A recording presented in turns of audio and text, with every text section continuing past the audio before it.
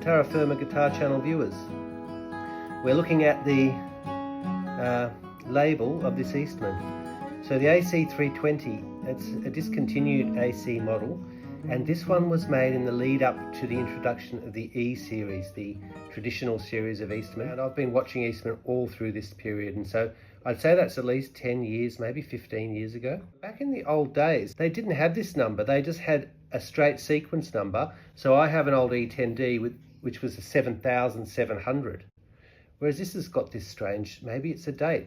I can't make head or tail of that. That's the first serial number like that I've ever seen on an Eastman. Okay, and another interesting point is I've just been adjusting the truss rod, and look, there's the truss rod hole there. What surprises me about it is you need this super long truss rod to get in there. My E10D, you just engage it straight in here, about 1 centimetre in, but this one I'm going all the way in and it's engaging right up there.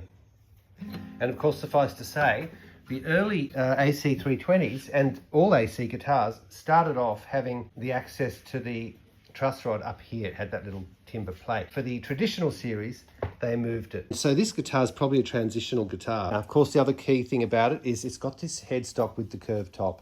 So when they went to the traditional series, they squared it off and they copied the Martin. But I mean, that's a pretty nice headstock. I've got no problems with it. And it's got a very nice rosewood cap on it. And it's got the standard kind of tuners you'd expect from Eastman, which are no names, but seal tuners, but they work very fine. And the other thing about the AC series was, of course, it didn't have the squared off bridge. And so they also copied the Martin exactly with the traditional series, whereas the AC series has this nice little curve here. And in terms of the height, it's pretty nice. So the combination of the saddle and the bridge is giving a nice bit of height with the strings off the top.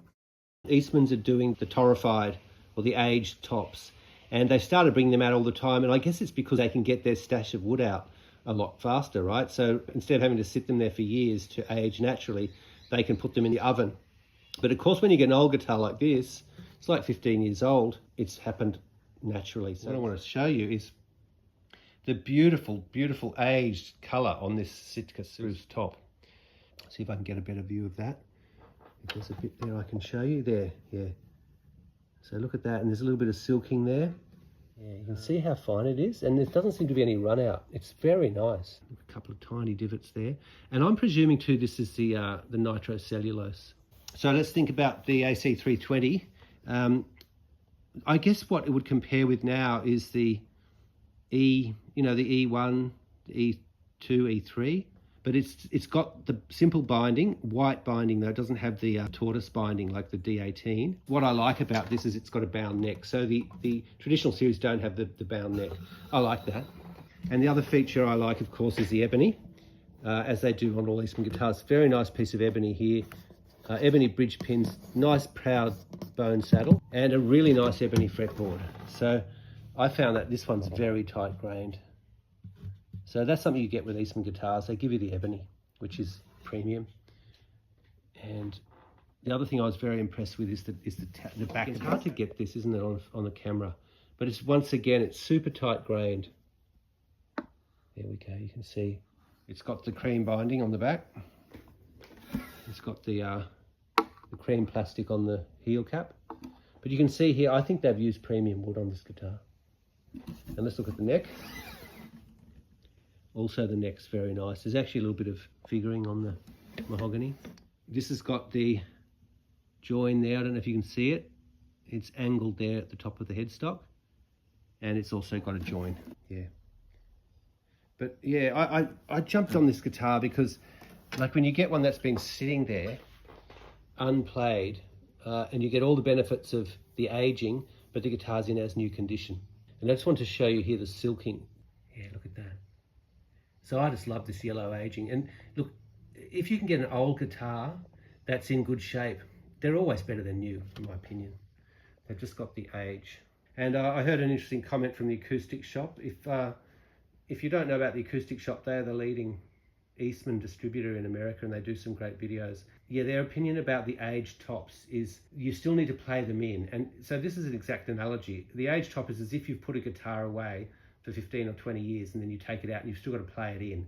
And I think this guitar is kind of in that ballpark. So it's the AC320 from Eastman. It's discontinued, but it's got the truss rod at the bottom here.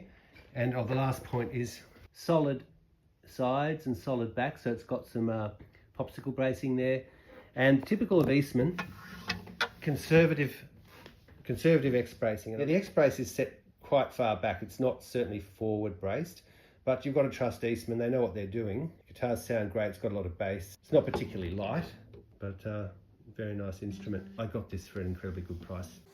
This AC320's got really old strings on it, but what this does demonstrate is that Eastman produced a lot of bass. And you know, a lot of cheaper guitars, they're just not loud and they don't produce the bass, and you really need it. And if you're getting a dreadnought, you want it. Hear that?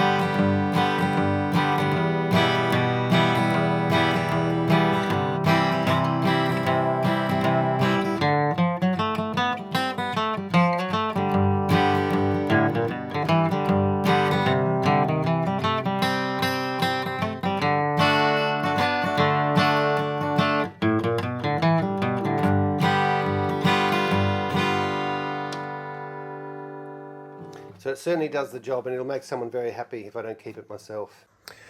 Okay folks, so I am going to take the strings off here and just drop a new saddle in. As I mentioned, having adjusted the relief, we're on 8/64 here, so I want to bring that down.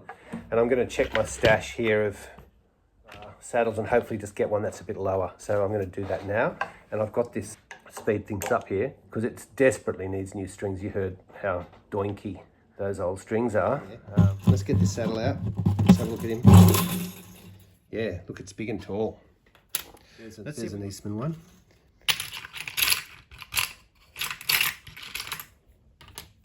Oh, different colour, that one. Okay, well look, I'm thinking this one might be the go. Okay, I think that's a great candidate there, just to go straight in, hey? Admiring the top, but what I've got from Alibaba is a black scratch plate. So what I'm going for here is just to keep it in the D18 territory. Sitka top, mahogany back, and a black scratch plate. Now I don't know if there's a right or wrong way to do this, but I've figured out what I'm going to do is I just peel back the top here so I can position it here. Then I'll stick the top on and then I'll pull the tape back and hopefully keep it in position. So there it goes. And so Eastman did start shipping their guitars with scratch plates, and they did really nice ones on some of their more upmarket ones. But back in the old days, they didn't. This 320 is like the lowest number in the series, but back in those days, they made these guitars really well, and I think the top is particularly fine. And the back's also really pretty as well. And, you know, I think they used very good quality wood back then. Okay, quick tone test. Just picked this guitar up out of the case after a week or so. And here's, I think one of the secrets to the good tone I'm getting out of my guitars is these humidifier bags. So I'll be keeping those in the cases to keep the guitar dry, and I think it does seem to be working. So, you know, this was an unplayed guitar. But listen to the bass on this.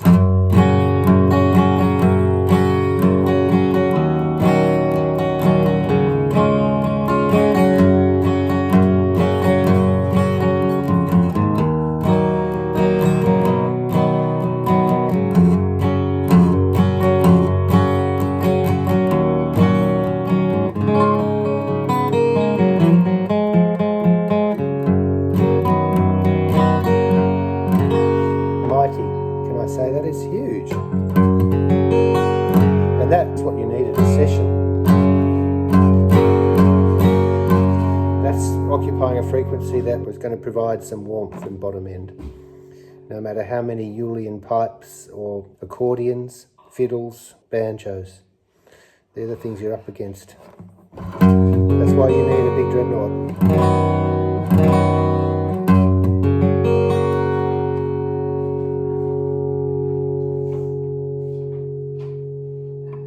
Okay, by way of comparison, the E10D. Now I realise the 320 was tuned down half a step, so.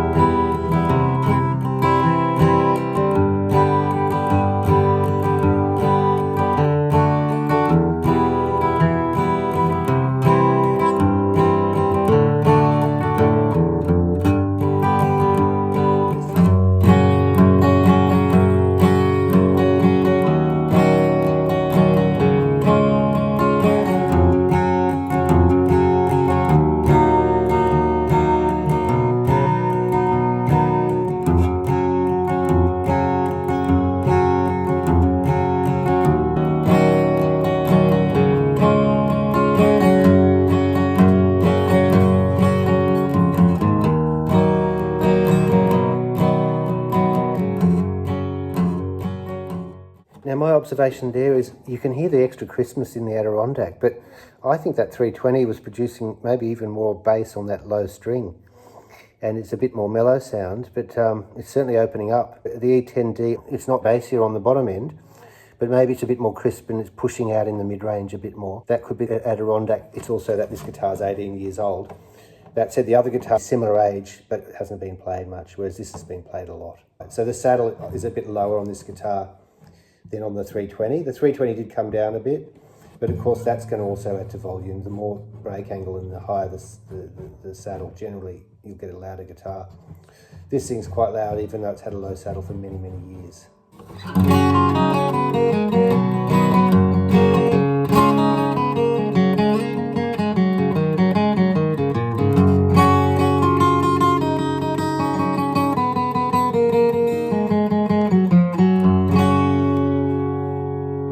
Yeah, so this guitar's got a way to go, but it is thin there, and I reckon if you're in a loud room, those high strings would just kind of start to sound invisible. The other observation I'll make is my triple O recording King, which I've got a review on.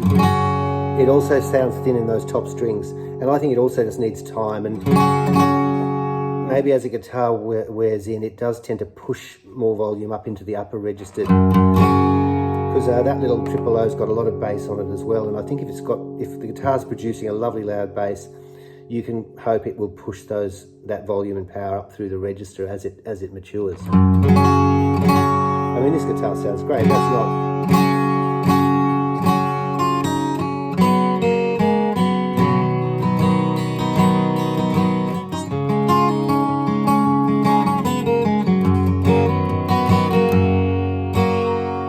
It's not bad at all, is it? But just when you pick up the E10's just pushing out more volume at those high notes.